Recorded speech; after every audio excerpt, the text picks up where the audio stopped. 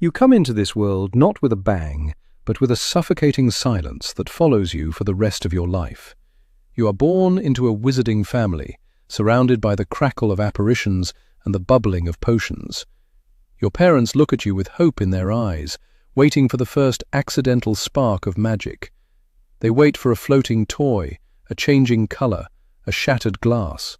But the days turn into years, and the air around you remains dead and still. You are 5 years old, and you are just a boy. You are 7, and you are still just a boy. By the time you are 10, the hope in your parents' eyes has turned into something colder, something that hurts more than anger: pity.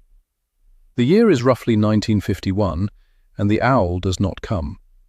You watch the window every morning of your 11th year, your chest tight with a desperate, clawing prayer. The post arrives, dropping letters for bills and news, but never the heavy parchment with the green ink. Your neighbors' children are packing trunks, buying owls, and talking about wands with excitement that makes your stomach churn. You stand in the corner of the room, invisible, while your mother cries softly in the kitchen. She thinks you cannot hear her, but you hear everything. You hear the word that will brand you like cattle for the rest of your existence: squib. It is a label that tastes like ash and shame. You are not a muggle, oblivious and happy in a world of electricity and automobiles.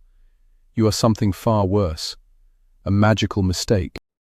A genetic dead end stranded in a world you can see but never touch. You can see the ghosts gliding through walls. You can see the Dementors chill, but you cannot defend yourself against any of it. Your father stops looking you in the eye. He is ashamed of his broken son, the boy who is less than a man. You learn to make yourself small, to hide in the shadows, to be as quiet as the dust you will spend your life cleaning. Adolescence is a slow, grinding torture of watching others live the life you were promised. You stay home while your cousins board the Scarlet train to Scotland. You read their discarded textbooks at night, waving a stick you found in the garden, whispering incantations until your throat is raw. Wingardium Leviosa. Nothing happens. Alohomora. The door stays locked. You scream the words, crying, striking the wood until your knuckles bleed. The magic is a stubborn beast that refuses to bow to you. You realize then that the world is not fair. It is cruel, and it hates you. You leave home as soon as you are able, drifting through the cracks of the wizarding society.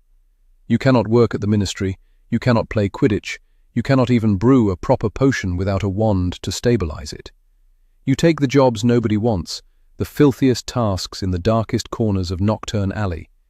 You sweep floors in pubs where hags haggle over raw liver. You clean the cages of magical beasts that would eat you if given the chance. You are constantly reminded of your inferiority by the wizards who toss you a few nuts without looking at your face. You are the scenery, the furniture, the dirt beneath their boots. Then comes the offer from Albus Dumbledore, the great wizard, the kind old man with the twinkling eyes who sees a use for everything, even a broken tool like you. He offers you the position of caretaker at Hogwarts School of Witchcraft and Wizardry. It feels like a lifeline, a chance to be close to the magic, to be part of the greatest institution in Britain. You accept immediately, packing your meager belongings into a battered suitcase. You think this is your salvation. You do not yet know that you have just signed a contract for your own personal hell. Hogwarts is not a home, it is a fortress of mocking echoes. You arrive at the castle, and the sheer scale of it threatens to crush you. The moving staircases, the talking portraits, the poltergeists, everything is alive with the power you lack. You are given a small, damp office near the dungeons, smelling of fish and mould. There are no windows to let in the sun, only the flickering light of oil lamps. This is your kingdom, a collection of mops, buckets and chains. The chains are old and rusted, relics of a time when punishment was real. You polish them every night, dreaming of a time when you could use them. The students arrive, and the nightmare truly begins. They are young, vibrant, and bursting with the magic that was denied to you. They are careless with it, shooting sparks in the corridors, turning teacups into rats, making messes simply because they can. They track mud into the entrance hall, 5 minutes after you have scrubbed it. They drop dung bombs in the corridors, filling the air with a stench that makes your eyes water. To them, it is a joke. To you, it is a declaration of war. They do not see a man when they look at you. They see a sour old obstacle. You learn to hate them with a purity that keeps you warm at night. You hate their laughter, their youth, and their casual arrogance. You patrol the corridors at night, your lantern swinging, hunting for rule breakers. Catching a student out of bed is your only victory, your only taste of power. When you corner a frightened first year, when you see the fear in their eyes, you feel a fleeting moment of significance. You drag them to the headmaster or the heads of houses, demanding punishment. But the punishments are soft. Lines, detention, a few points lost. It is never enough. Your only companion is Mrs. Norris. She is a scrawny, dust-coloured creature with bulging yellow eyes, as unloved by the world as you are. She is not just a cat. She is your spy, your partner, your soul manifested in fur and claws. You share a connection that goes beyond words. When she spots a student breaking a rule, she comes to you, and you run to her aid. She is the only living thing in this castle that does not look at you with contempt. You feed her the best scraps from the kitchen, you groom her fur, and you talk to her when the silence of the dungeons becomes too loud. The years blur into a long, grey smear of labour and resentment. You memorize every secret passage, not to explore, but to board them up. You learn the creak of every floorboard, the rhythm of the castle's breathing. You fight a never-ending battle against Peeves the poltergeist. He is your nemesis, a chaotic spirit who exists solely to torment you. He drops chandeliers, floods bathrooms, and writes rude words on the blackboards. You cannot banish him, you can only clean up his mess. He calls you names, taunting your lack of magic, and every insult is a dagger in your heart because you know he is right. Then comes the era of the Weasley twins, Fred and George, names that make your hands shake with rage. They are not just pranksters, they are architects of anarchy. They do not just break rules, they shatter them into dust and dance on the remains. They invent products specifically designed to make your life miserable. Portable swamps, wildfire whiz-bangs, skiving snack boxes. They turn your corridors into swamps and your ceilings into fireworks displays. They mock your authority at every turn, and the teachers seem to find it amusing. You want to hang them by their ankles in the dungeons. You want to hear them scream. But you can only shout and wave your mop. You try to fix yourself. You see an advertisement in a dusty magazine, Quick Spell, a correspondence course in beginner's magic. It promises results. It promises that even a squib can learn to do basic charms. You send away your hard-earned galleons, desperate and secretive. The lessons arrive in plain envelopes. You sit in your office late at night, reading the instructions, waving your hand, chanting the words. Hold the wand steady, visualize the result. You try until you are sweating, until you are crying. But the feather does not float. The light does not ignite. It is a scam, a tax on your hope. You hide the letters in your desk, terrified that someone will find them. And someone does. Harry Potter, the boy who lived, the celebrity. He finds your quick spell letter, and you see the confusion in his eyes. He doesn't even understand the depth of your shame. To him, it's just a curiosity. You hate him instantly. You hate him more than the others because he is famous for simply surviving. He breaks rules constantly, wandering at night, flying brooms where he shouldn't, entering forbidden corridors. And does he get expelled? No. He gets rewarded. He gets points for Gryffindor. He gets patted on the back. The injustice of it burns inside you like acid. The Chamber of Secrets opens, and the monster is unleashed. You are not afraid for yourself. You have nothing to lose. But then you see her, Mrs. Norris, hanging by her tail from a torch bracket, stiff as a board, her eyes wide and blank, petrified. Your world shatters. You fall to your knees in the water, staring at her frozen form. This is not a prank, this is murder. You scream at Potter, accusing him, wanting to tear him apart with your bare hands. For the first time, the students see you not as a nuisance, but as a man broken by grief. They do not care. They only whisper that you are mad. You guard the spot where she was attacked.